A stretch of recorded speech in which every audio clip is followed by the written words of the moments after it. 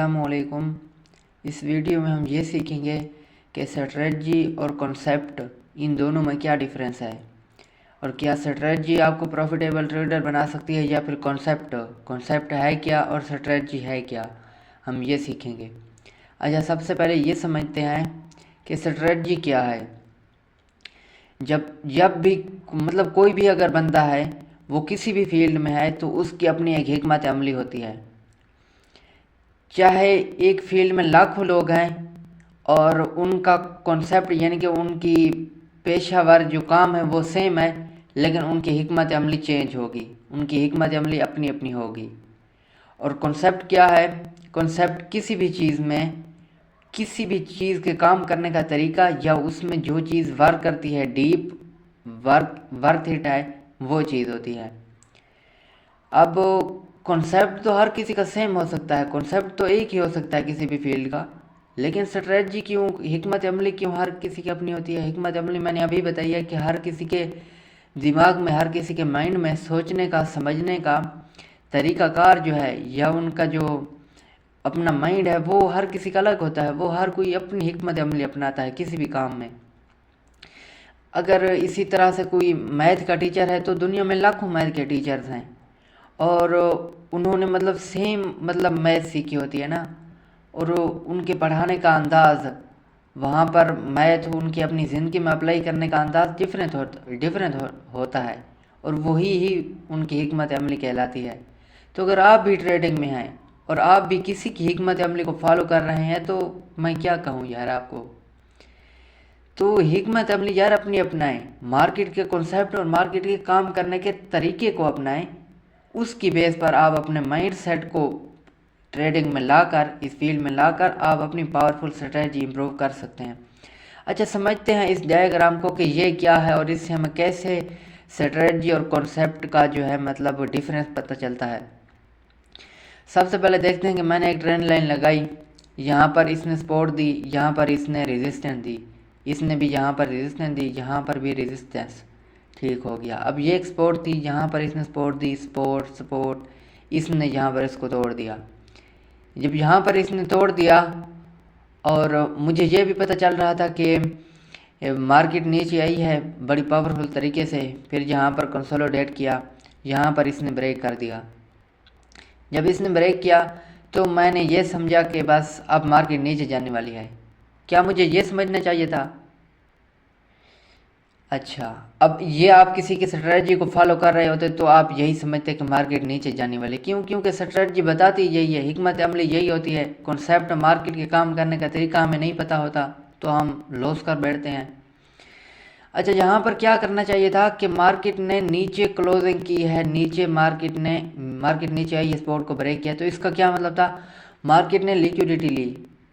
अब लिक्विडिटी क्या थी पता ही नहीं था हमें।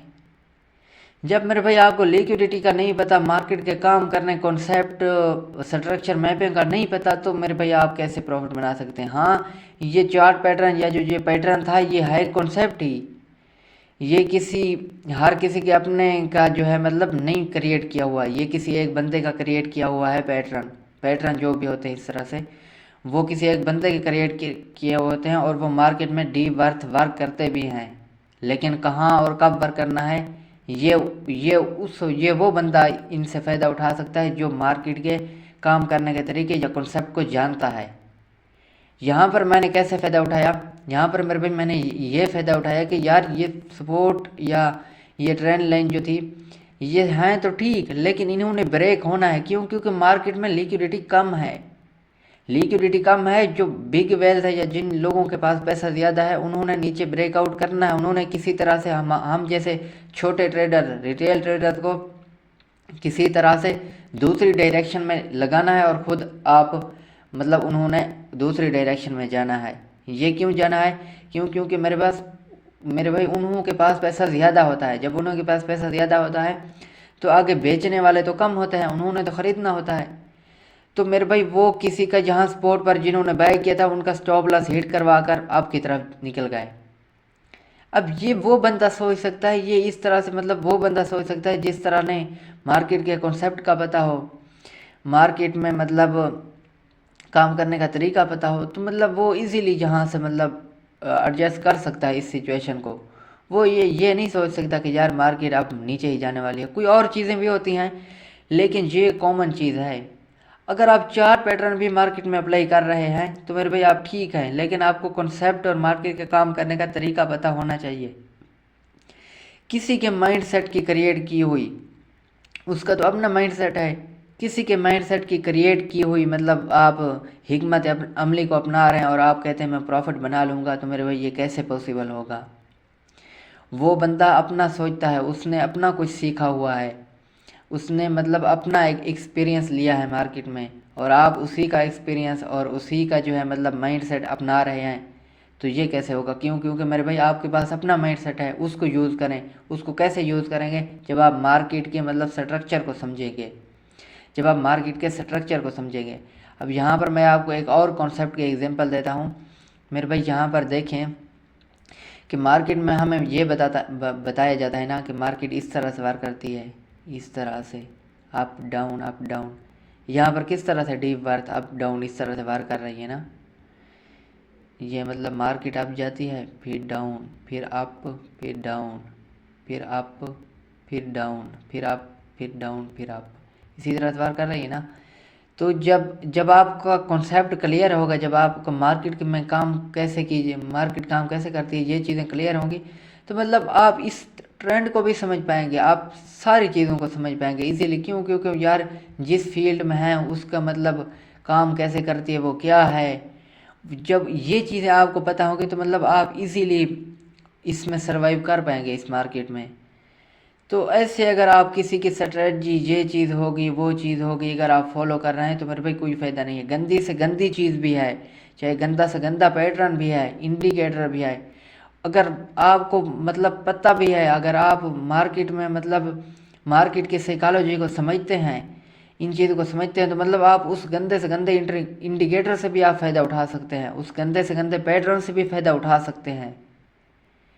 कोई चीज़ गंदी नहीं होती, कोई चीज़ अच्छी नहीं होती। जब आपको ये चीज़ें क्लियर होती हैं ना, तो फिर आप मतलब उस चीज़ से भी फ़ायदा उठा सकते हैं, वो चीज़ आपके लिए इजी हो जाती है। तो मेरे भाई इस चीज़ का डिफरेंस आपके लिए ज़रूरी था कि इस चीज़ को समझें और किसी स्ट्रेटजी के पीछे पीछे ना जाए, मार्केट के काम करने के तरीके को समझे, मार्केट के रवैये बिहेवियर को समझे, मार्केट ने कब फेक ब्रेकआउट देना है, कब जो है मतलब मैनिपुलेशन करनी है, लिक्विडिटी ग्रैब करनी है, कब जो है मतलब वो किसी चीज़ को मतलब तोड़ सकती है, फेक ब्रेकआउट दे सकती है।